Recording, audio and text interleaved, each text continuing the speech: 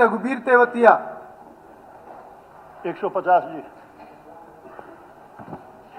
जी मंत्री जी।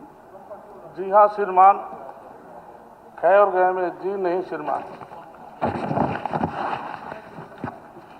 जी अध्यक्ष महोदय, मैं आपके माध्यम से मंत्री जी से कहना चाहता हूं कि पलवल और बल्लभगढ़ के बीच की बात करी है मैंने।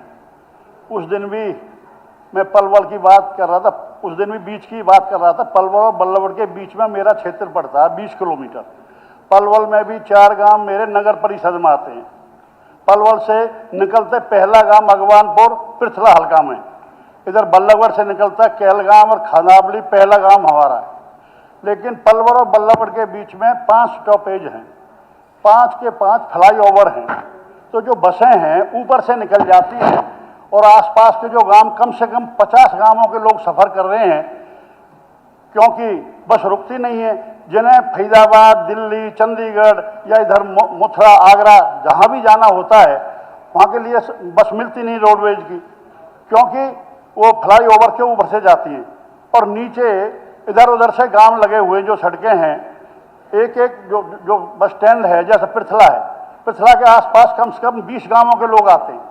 इसी तरह सीकरी के वहाँ आते हैं, इसी तरह केलगाम के वहाँ थे, इसी तरह बघौला के वहाँ थे, इसी तरह आलापुर के वहाँ थे। लेकिन सुविधा नहीं मिलती। फिर वो केवल वहाँ ज़्यादा किराया दे के 3 व्हीलर लेते हैं, उसमें समय भी ज़्यादा लगता है और पैसा भी ज़्यादा लगता है। जी मंत्री जी। तो वो जगह खाली पड़ी, कम से कम बनाया जाए टोल पर। अध्यक्ष जी, जो गजपुरी टोल पलवल के मुख्य बस स्टैंड से लगभग 17 किलोमीटर की दूरी है और बल्लभगढ़ से केवल 11 किलोमीटर दूरी स्थित है। राज्य परिवहन पलवल बल्लभगढ़ मार्ग पर बस स्टैंड निर्माण का मामला विचाराधीन है, लेकिन माननीय सदस्य जी ने चिंता जाहिर भी की है और माननीय मुख्यमंत्री जी ने भी मुझे कहा है यदि वहाँ पर जमीन की उपलब्ध करा दी जाएगी तो 2 फेज का बस स्टैंड वहाँ पर बना दिया जाएगा। अध्यक्ष महोदय, मैं आपके माध्यम से कहना चाहता हूं मंत्री जी से कि वहाँ जगह उपलब्ध करा दी जाएगी। गजपुरी टोल के पास पंचायत की जमीन है और वो देने को तैयार है। उन लोगों से बात करने के बाद ये क्वेश्चन लगाया है। ठीक, लेकिन जितने भी क्वेश्चन लगते हैं आज तक एक नहीं, उन्होंने आपको आश्वासन दिया है। हमारे रघुवीर तेवतिया जी हमारे वरिष्ठ विधायक हैं और लोगों की समस्या के बारे में जो इन्होंने अवगत कराया, हमने भी उसको देखा है नज़दीक से।